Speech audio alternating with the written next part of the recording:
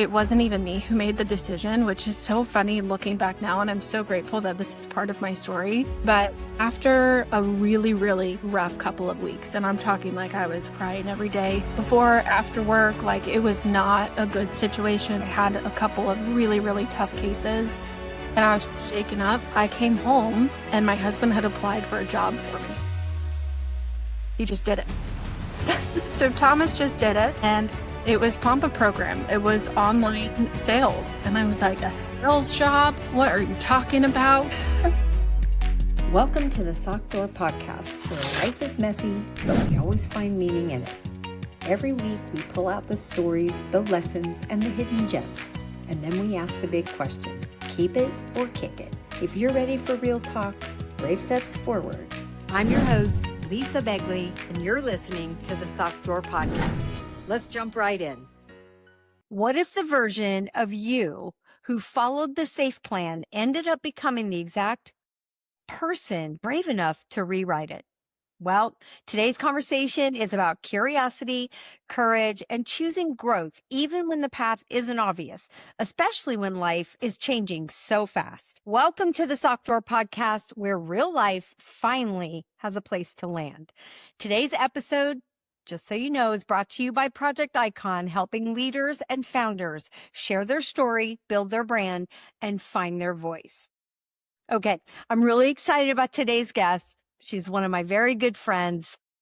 This is one of those conversations. It just feels like sitting across from your friend, AKA she's my friend, coffee in hand, laughing, which we do a lot of, while also quietly realizing, wow, life can really surprise us. And just her and my story and how we got together is probably one of those surprises. My guest today is my good friend, Kat Kuchenbrod.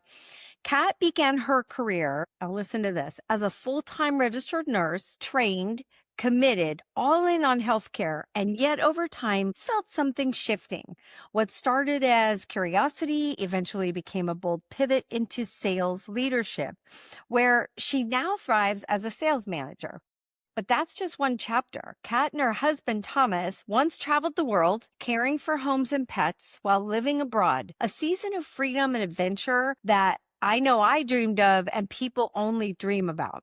Today, she's stepping into a brand new chapter, preparing to become a mom, settling into a new home base, and redefining what success and stability look like in real time. This episode, it's not about a polished before and after. It's about during, the messy, beautiful middle. Kat, so thankful you're here. I'm so happy to be here. Thank you for such a warm welcome. My goodness, I feel like I don't deserve that, but it was so lovely to hear all that. Thank you, Lisa. Welcome. 100% you do. You know I love you so much. So let's just chat along. I want to go back to the beginning because I know we've had these conversations, but my listeners haven't. So take us back to your nursing years, right? What originally pulled you into becoming an RN?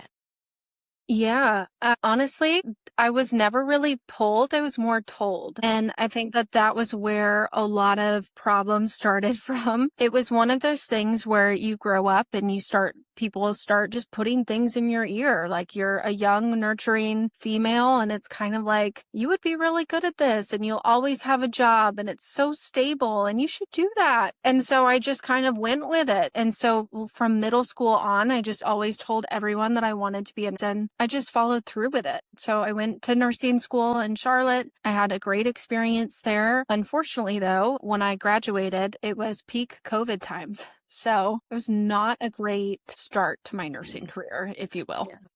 And then, I don't know, things just kind of progressed. At the time, I moved out to Chicago to support my husband while he was in chiropractic school. So that was my first job, was in Chicago. And it was during 2020, 2021, and I started on a COVID ICU floor and just immediately didn't love it. Oh. So it took me, I was there maybe like 6 or so months before I actually ended up getting fired from that job multiple times for not getting the COVID vaccine. So it led us to having to make our first of many moves that are soon to come, which I'm sure we'll get into. But after that, we ended up moving to Florida so that I could work as a nurse down there with a little bit more leeway on the vaccine mandates, and was able to work in Florida for the next about 3 years in the ER. Okay. So at what point then, so now we're almost 4 years in, you have a little more flexibility. So first of all, let me just stop right there and ask, as an RN and having gone through all that schooling, what was it about not getting the COVID shot? Can you give me a little insight on that? Yeah, for me at the time, I had already had COVID multiple times. We are a very strong Christian family. We believe wholeheartedly that the body was created to be able to heal itself. We were created to be able to create our own antibodies against things. And I knew my antibody count was up there. I literally had it tested. And so I was really, really frustrated with the fact that they wanted to put an experimental drug, so to speak, or vaccine with all of these fillers and things. I mean, I was someone who wasn't even getting the flu shot at the time, let alone this brand new thing, especially being a young female, not having kids yet. I was very worried about my cycle. Looking back, I'm so grateful that I made that decision, because I unfortunately have talked to so many women who felt like they didn't have that option or didn't have the courage to say no, and are now fighting with a lot of reproductive issues because of that. So I'm really grateful that, I've had the strength to lead through and not kind of gave into that pressure that was definitely being placed on me. Because at the time, again, it was me supporting Thomas through school. So we were kind of looking down That's the a lot barrel. of pressure. Yeah. Like you were the income. Yes. And here you were thinking, I don't want to do this. Okay. So fast forward, we moved to Florida. At what point did you kind of start feeling that quiet nudge that something else just might be calling you? Yeah. There, the nudge was kind of always there. I will say, like, probably about a year into my ER days, I really started to get my footing under me. I really loved my job at that point. I Yeah. had great friends. Like, there was a lot of things that I genuinely really liked about it. And then I had what I would call as like a perfect storm, where my husband had just started working with a mindset coach. So he started working with a mindset coach. This is about the time that he's like getting ready to graduate.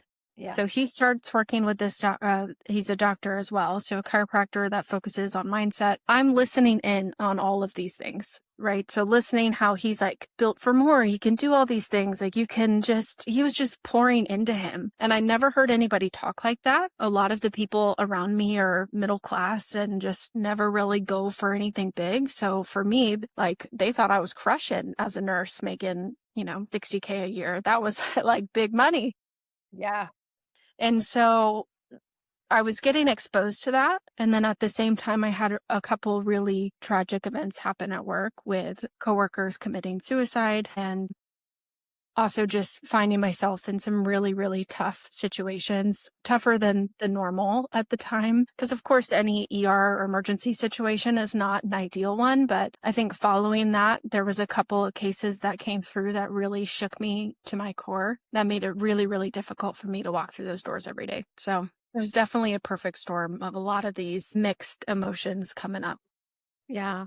I can imagine. And when you started to really think along those lines, you're hearing all of this. Was there a fear around letting go of a career that looked right for the Absolutely. longest time? Yeah. My gosh. Yeah. And then you have everyone in your ear, all my parents, my in-laws, like, and everyone meaning well, right? Like, Of because course. it was a good job. Like, I was making fairly good money. I had all of the benefits that I needed, quote unquote. Like, everyone wants to talk about benefits. It's like, that doesn't really matter in the great scheme of things. But those were the things that were holding me back, was just the stability of it. And Yeah. so it wasn't even me who made the decision, which is so funny looking back now. And I'm so grateful that this is part of my story. Yeah. What But do you mean? after a really, really rough couple of weeks, and I'm talking like I was crying every day before, after work, like it was not a good situation. This was right after my coworker situation, right after I had a couple of really, really tough cases, and Mm. I was shaken up. I came home and my husband had applied for a job for me. He just did it. Wow. Okay.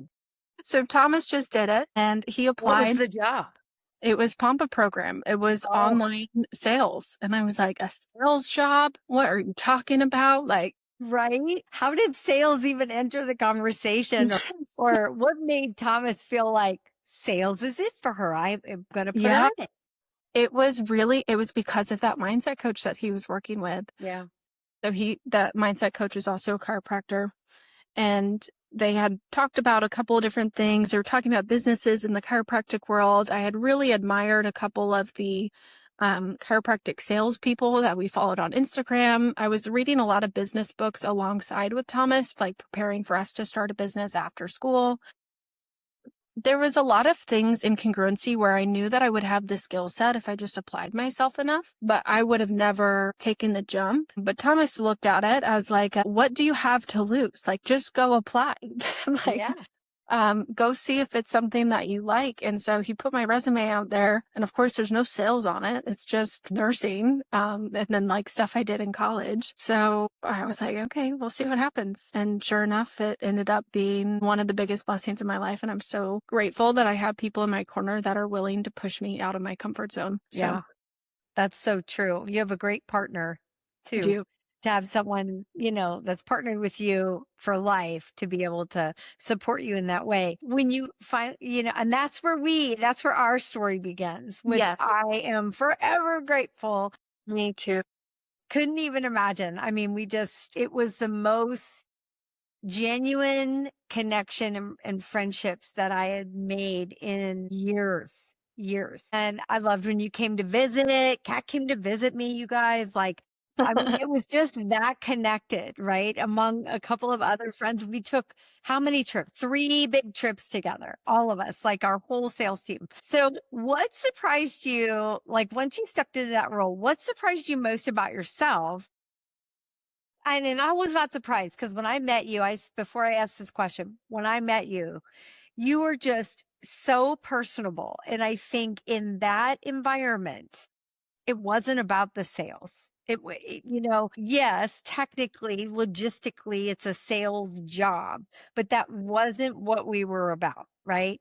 And so what surprised you most about yourself once you stepped into that role? I would say the biggest thing that surprised me was my ability to like take on different tasks and take on learning new things.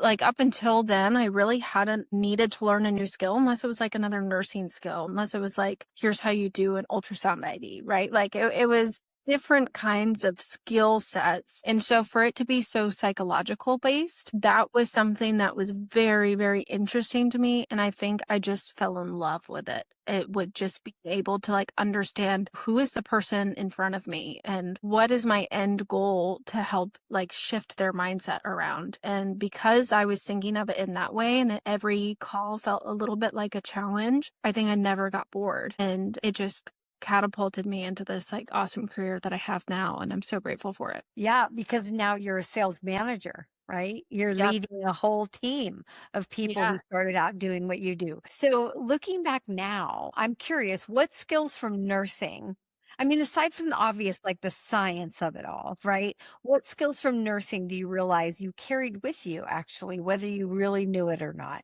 Yeah. Well, I think it's important to go back a little bit because towards the end of my nursing career, I had started cross training into the psych ER. Okay. So I was having and working directly with a psychologist. So essentially, like, let's say someone comes in and they have thoughts of harming themselves, right? They might self check themselves in, or a family member might check them into a psych ER.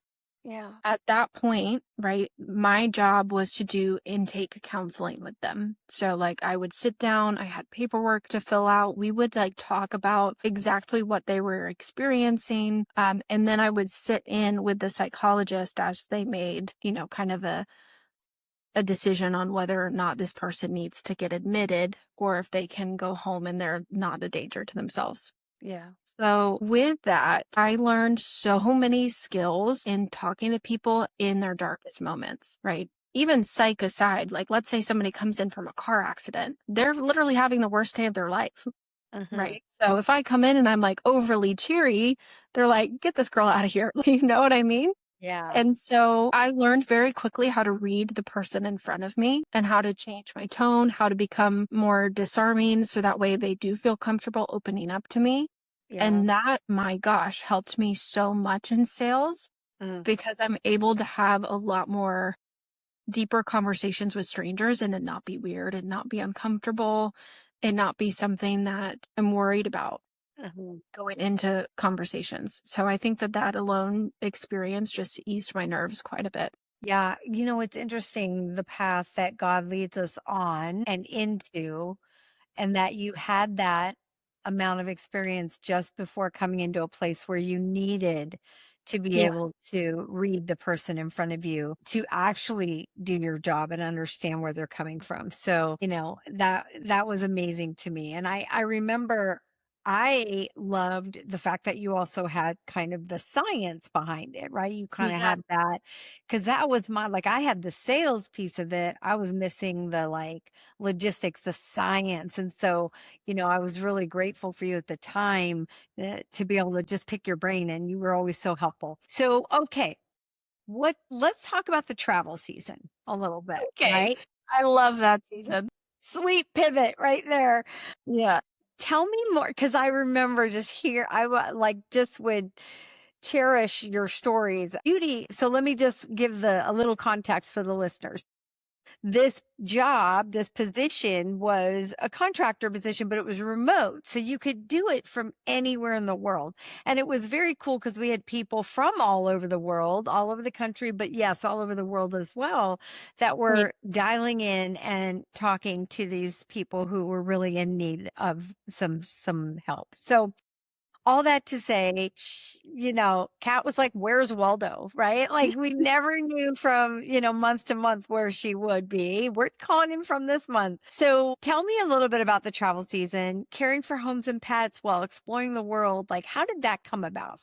Yeah, so it was really unexpected, as imagine a lot of these things are, that they just kind of happen. I will say I had always had the travel bug, but don't love like just traveling randomly and then like having to go back to real life. So like I would get post travels depression almost from like so I had always wanted to do it full time. I remember like even in college watching a lot of the van life videos and things like that. And then my husband was like, yeah, right. Like that is not our vibe. Like we're not going to end up figuring that out. And he's totally right. I could not live out of I mean, I'm sure I could if I had to, but Yeah. like I am not someone who would thrive living out of a van by any Yeah. means. You don't desire that.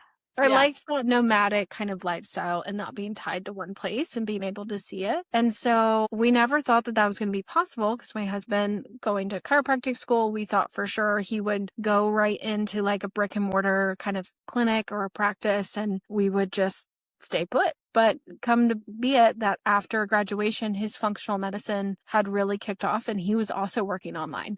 So then we found ourselves both working online in a 600 square foot apartment saying, this isn't really going to fly anymore. Yeah. And I forget even how we got connected with this app, but it was called Trusted House Sitters. And essentially it was just like you interview with people that are going to go on vacation. Like, let's say you have a big, beautiful home. You've got your little weenie dogs at home, Carlisa. And then it's like, you know what? I want to go on a vacation and I want someone to come watch my pets that I trust, right? I'm going to go on this app, Trusted House Sitters. I'm going to see who's available, connect with them, and then they're going to come to my house. And it's just like a Okay. mutual swap. So that's essentially what we started doing was we found people through this app that were interested in going off and doing whatever it is that they wanted to do. And in the meantime, we would get to go stay in their beautiful homes and all different types of places and care for all different types of pets that I Wow. still like very fondly think of often. Yeah.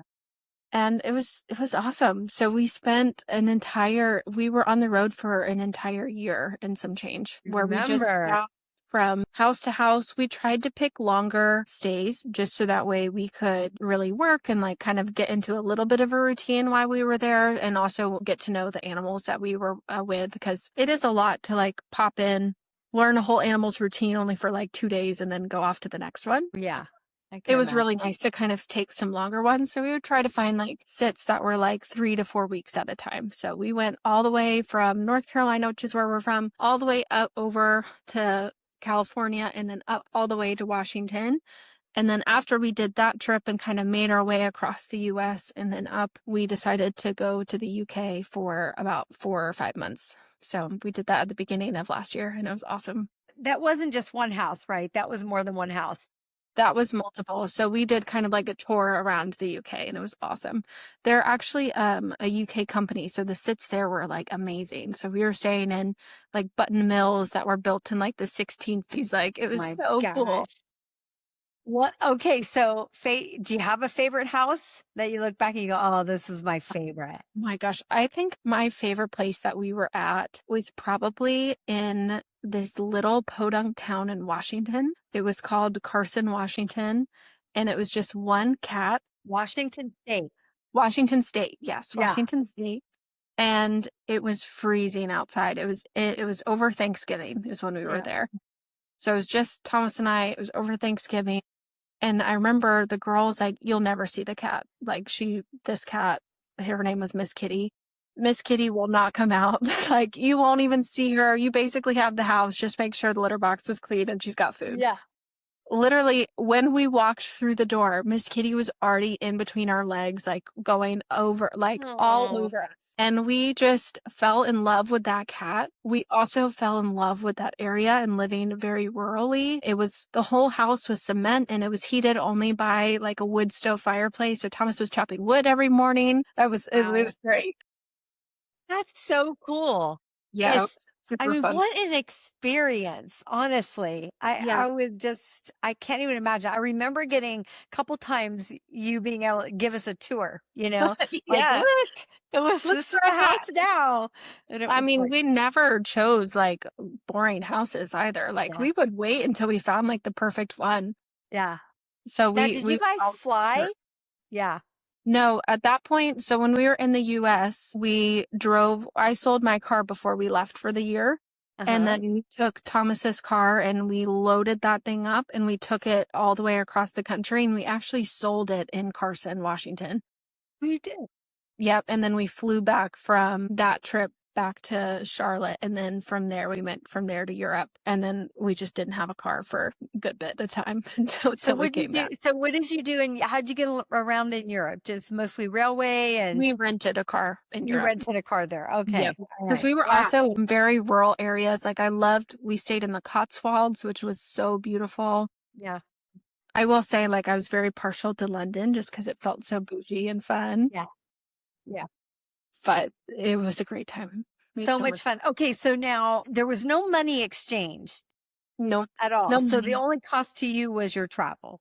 Any kind of travel, gas, whatever. Okay. Any travel. But I mean, people were always so awesome and so good to us. Relationships that we have built. I mean, some of them are coming to my baby shower, like the people's houses that we stayed in. And like, especially, so the woman who, Miss Kitty's owner is now one of our good friends. Well, that's amazing. It's awesome to hang out with people. Yeah.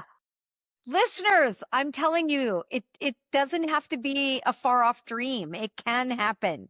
You can do this. You can make it happen. You just have to decide to do it, remove whatever's standing in your way and get to it. All right. So now here we are in this season of life of motherhood coming on. Yes. You're stepping into motherhood while also building a career, right? That you love. You seem to love it. What, if anything, what feels different about this season? You know, what's really interesting is I had always pictured myself being someone who, when the time came, would stop working. And what's been really interesting was like deciding that that's okay to change my mind a little bit. And that I'm actually really excited to come back to work. Now, granted, the baby's not here yet. So we'll see what actually ends up. You never know. You never know. But like right now, I can't imagine not going to work with the people that I'm at right now and having the team that I have and being able to pour into people. I feel like it's given me a lot of confidence. And I think that that's translated even in how I'm picturing what motherhood is going to be like. I've also just been able to meet people that parent in ways that I really, really admire. Uh-huh. Not only parent, but live their lives that way. I mean, even being able to meet people like you, like just, like when I was in the ER, my coworkers were so fun, but they weren't always people that I wanted to emulate. And I so gotcha. being in an environment where people are more, how do I say? They're more like, It's more aligned, or yeah, they're aligned, they're more driven, they want more from their lives. yeah. It's given me a lot of encouragement to life doesn't stop when you have children. So No. that's been so amazing. If anything, it feels like it's like just beginning. It's like this whole chapter, it feels like we've done so much in the last couple years. And Yeah. at the same time, it feels like we've done nothing because we haven't even entered this world yet. I'm like, it's a really good anticipation type of feeling. What do you think success, with all of that, what you just said, what does success look like now compared to, say, 5 years ago? Success now just feels more relaxed. I love that. More relaxed. That's Yeah. great. You anticipate, I don't even know what kind of an answer, you know. Oh, it feels, I don't even know what, but I'm not even going to try to make it up. But Yeah. I love that success feels relaxed, right? That's a great statement. And I hope our listeners will absorb it. You know, but looking back, so you did the travel and you settled. Now you're in Maine, New Hampshire. New Hampshire. I knew it was one of those states up there. Okay, so you're in New Hampshire, and that's kind of like home base now. Yep, this is home base. It's been super fun. We've got a lot of, you know, things working right now. And yeah, it's been awesome. Oh my gosh. I love it so much. Yeah. So I love it too, because you guys, just watching your journey over the last few years, it makes me feel like my journey wasn't so crazy. Like people thought of it as crazy, right? For so long. And I used to be, like, I've told you this story. I used to be embarrassed about it. And when I hear your stories, yours and Thomas's and all, I'm like, no, that was my journey and I loved it. So, okay. So tell me this. We always have like kind of a drawer moment, right? Every guest has a drawer moment, if you will. Right. So, if you opened up your sock drawer today, Okay. don't think literally. I'm Think like, I don't know what's metaphorically. in there, Lisa. What belief or role or expectation have you officially folded up and let go of? I think that I have officially let go of the feeling that success needs to be hard or that you have to work really, really hard for your money. I think I've finally let go of that because that's what we're always taught, right? Is like, if you want something, you better go work really hard for it. And, it was like you couldn't have both. You couldn't be making six figures and be a stay-at-home mom, or you couldn't be doing, so many different things. Like it was just either or. And I'm really realizing that it's a lot more of the yes and I'm able to do so many different things because I'm no longer choosing to let things be hard. Choosing is the key word. So good. So in every episode, we do a 60-second drawer dash, Okay. which is like it's a rapid fire, kind of like 1 minute, answer question, quick as you can. Are you ready? I'm ready. I'll try to be quick. Don't worry about it. If you have to think about it, we could be here it doesn't matter. What's something about you that surprises people once they really get to know you? That I'm actually quite funny. Yes, you are, girl. This one that my husband and I joke about all the time because his friends will be like, very randomly be like, that was actually kind of funny. And we're like, what does it mean to be kind of funny? Right. So it's just kind of like, I find myself hilarious, but usually other people find it quite corny. Mhm. So I don't know. I would say that's one. I think you're hysterical. I mean, we've laughed more. I've laughed more with you in the last 2 years than I have in the last 10. So there's that. All right. What part of your old life do you miss more than you actually expected to? This is going to be such a weird answer. Sometimes I genuinely miss the physical being able to touch people in the ER. And what I mean by that is it's so different to be able to have a really heart-to-heart conversation like with you across the screen versus like being able to have that same conversation but my hand be on your arm, right? And so things like that, I do think I really do miss the physical aspect of being in person with people because Yeah. there is so much of that connection that I think people miss out on being virtual, but it's also a small price to pay and being able to reach more people. So Yeah. give or take. I know, give or take. Gosh, I feel like we could have a whole podcast just on that because I feel like we lost so much human touch and human connection when COVID happened. I Yeah. mean, we were probably already on the trajectory, but when that happened, it really shut us down from that. And I feel like honestly, we're just now. I'm starting to see it's coming back a little bit more because people Yeah. are in my opinion, I think people are recognizing that is, I mean, we are just carved out. We're created for human connection Yeah. and physical connect, like a hug. There's nothing beats a hug, nothing beats like you said, rest your hand on someone's arm. I think that's so important. So I Yeah. agree with you 100%. Okay. What's something you're really proud of right now, even if it feels small? I am so proud of myself for eating protein every single day while being pregnant. Is that a thing we're supposed to do? If there's ladies listening to this, you guys probably freaking know. It is so hard sometimes to force yourself to eat enough protein. And my midwife is like, you got to get as close to 100 milligrams a day. Or 100 grams a day. I'm like, that is a lot of protein. There's a lot. Protein. That is, but I've been doing it. So I'm really proud of that. I'm proud of you as well because I couldn't even imagine. So, okay. Can you give us a little bit of insight as to why that's important? Yeah, it's really important for the baby's development. It also Okay. helps a lot with blood sugar regulation, which is one of the biggest reasons why people have any maternal complications is Okay. their blood sugar being all over the place. And A little bit protein of both. helps with that. In protein helps. Other than, steak, chicken, the typical, what other proteins can you recommend? I've been eating so many eggs because they're so rich in choline, which is Yeah. so important for the baby, but also brain health for anyone listening, right? So eggs, all of the meats for sure. And then I've been doing a lot of like bone broth hot cocos, which has been really fun. So sneaking them in even in the morning or adding like collagen scoops to like a tea in the morning, all Okay. that kind of stuff. Okay. I love it. So write that down, y'all. Okay. What's a decision that you made that didn't make sense to anybody else, but it made perfect sense to you? Moving into management. My gosh, everyone was telling me that that was a really dumb move at the time because I took a really big pay cut to move into management.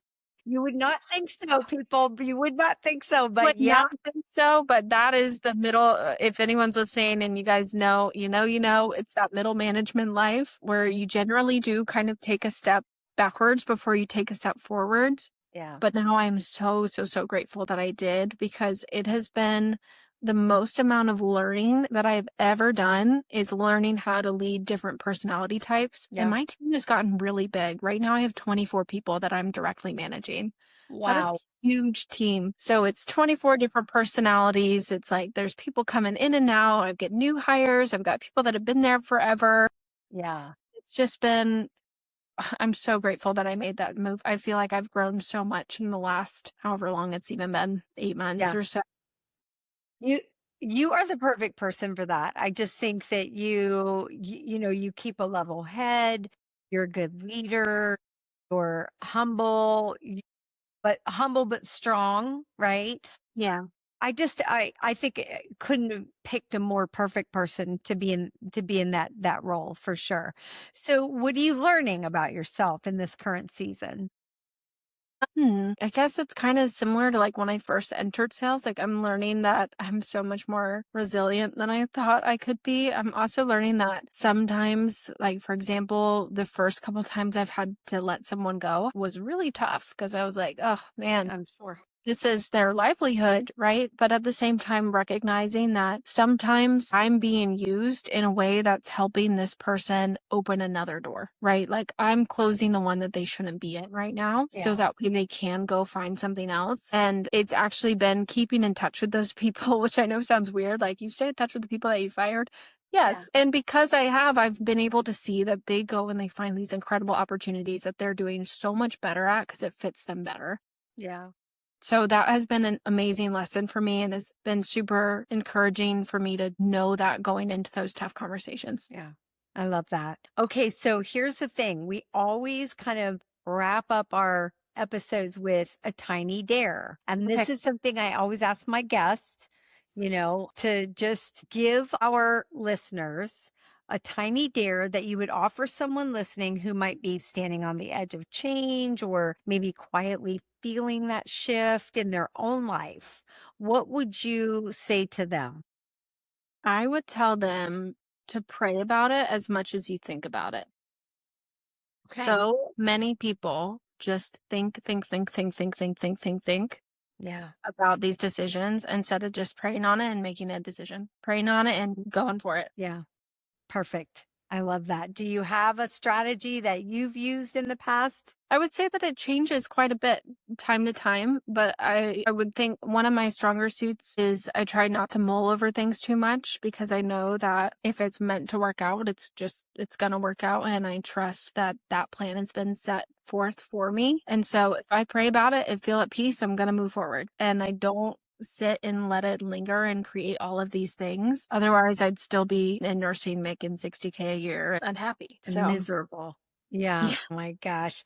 Well, listen, I'm so grateful you left nursing because we would have never met. And I know that God meant for us to be together as friends for life. And I couldn't be more grateful. Kat, thank you so much for showing us growth doesn't have to be loud or dramatic. It can be thoughtful, joyful, and deeply human. And to everyone listening, hey, if this episode, if it even touched a place in your heart, resonated with you, if you're in a season where like things are shifting, maybe even quietly, you haven't even recognized it yet. I hope this reminded you that you're not behind. You're just starting out.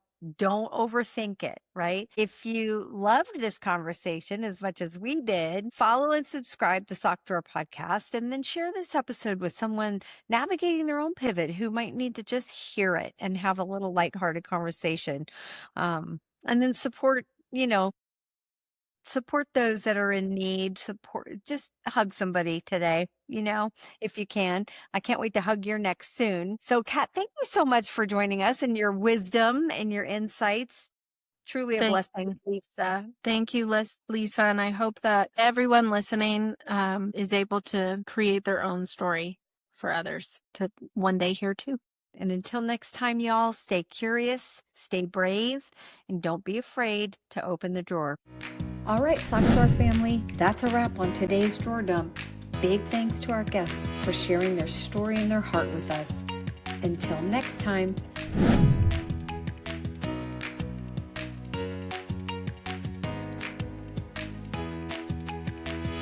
Don't forget, life's too short for mismatched socks. Retire the ones with holes, inspire the ones that still shine. See you soon.